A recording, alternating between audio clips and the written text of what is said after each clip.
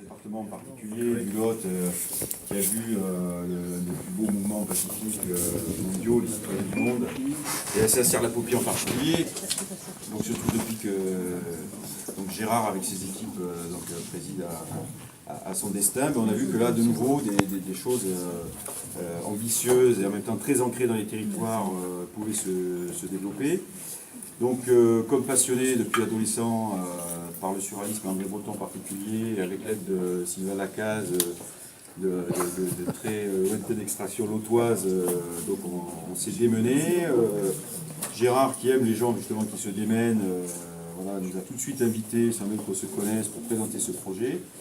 Donc l'idée, c'est qu'à partir de l'acquisition de la maison Breton, donc on puisse créer une sorte de cercle vertueux entre effectivement la maison, le musée départemental de M. Rigal, donc les territoires, dont notamment la grande région, autour du surréalisme. Gérard a même parlé à un moment donné de refaire de Saint-Cyr la capitale mondiale du surréalisme. Et ce n'est pas qu'une vue de l'esprit, puisqu'effectivement ici sont passés des gens extrêmement connus, depuis Cartier-Bresson, Max Ernst, Man Ray, Toyen et beaucoup d'autres gens mondialement connus. Quand on se balade dans le monde entier, comme on va à New York, on va au Japon, parce qu'on est passionné du surréalisme, effectivement on trouve des références à Saint-Cyr-la-Popie, aux citoyens du monde dans le Lot, mais aussi des gens comme Joël Bousquet dans d'autres régions ici, Artaud du côté de Rodez, etc. Donc c'est vraiment d'une très grande pertinence. Il y a eu un magazine, vous devez le connaître, Madame la Présidente, Midi-Pyrénées Patrimoine, donc qui parle effectivement du surréalisme à l'époque Midi-Pyrénées, mais on pourrait aller au-delà de la grande région, puisqu'il y a véritablement un enfant depuis 7, effectivement, avec son magnifique musée d'art naïf, son festival de poésie, Artaud à Rodez, il y a aussi Lautréamont, Lafort et autres sur, par exemple, comment dire, le Tarbes, mais des choses qui pourraient d'ailleurs être un peu plus mises en valeur.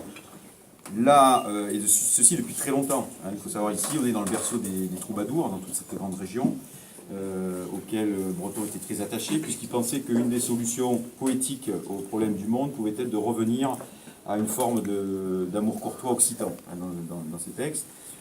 Donc là, il y a une très grande pertinence de ce lieu, puisque la maison Breton va pouvoir nous permettre de faire revenir ici les gens du monde entier et sur toute l'année, hein, de même que dans la maison Victor Hugo, par exemple à Guernesey, ou la maison Proust avec des Combrés, on a des gens qui viennent du Japon, des Amériques et de toute l'Europe et d'ailleurs, toute l'année, hein, qui cherchent aussi des structures aussi en rapport avec effectivement ce tourisme, on va dire, culturel, hors saison.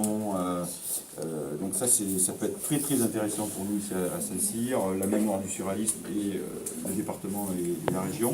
Et l'idée, c'est de créer un cercle vertueux. On a commencé donc à faire des prospections avec Sylvain Lacaze et d'autres équipes autour de Gérard Miquel, et on voit effectivement qu'il y a des œuvres, on va dire entre guillemets, des fonds dormants du surréalisme, des œuvres de très grande qualité, hein, qui se peuvent aller depuis Picasso, Miro et d'autres, qui pourraient venir ici à Saint-Cyr dans le Lot et dans la région, parce que grâce justement à la structure du musée, sa conservatrice du musée Rignot, on peut les faire venir, et ils viendront, parce qu'ils ne viendront pas, effectivement, je suis d'accord avec Gérard, en fonction de ce qu'est le musée Rignot aujourd'hui, mais parce qu'il y a la maison Breton à côté, qui est mondialement connue. Voilà. Donc là, il y a un cercle vertueux, on va dire plutôt un lieu pour initier ou de conférences, maison d'écrivains, maison d'éditus, peut-être résidence de poètes, voire d'artistes de cette maison, en lien avec ce musée et en faisant rayonner avec tous les autres pôles liés au surréalisme, à la poésie et les arts dans la nouvelle grande région occitane. J'en veux pour preuve tout de suite, par exemple, le directeur de la Cinémathèque de Toulouse m'a reçu immédiatement pour nous mettre à disposition pour le grand événement de préouverture qu'on espère les 30 septembre, 1 et 2 octobre prochains.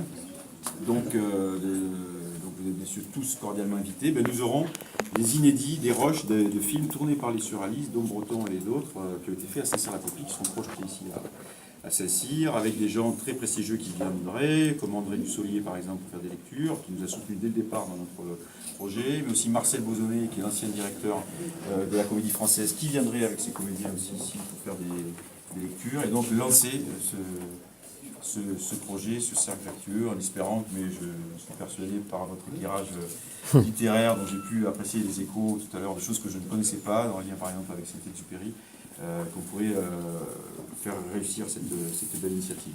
Voilà. Merci de votre écoute, en tout cas. De votre attention. Bravo. Très bien. J'ai rien oublié, Gérard, parce que d'habitude je suis bavard, mais là je suis très apprécié.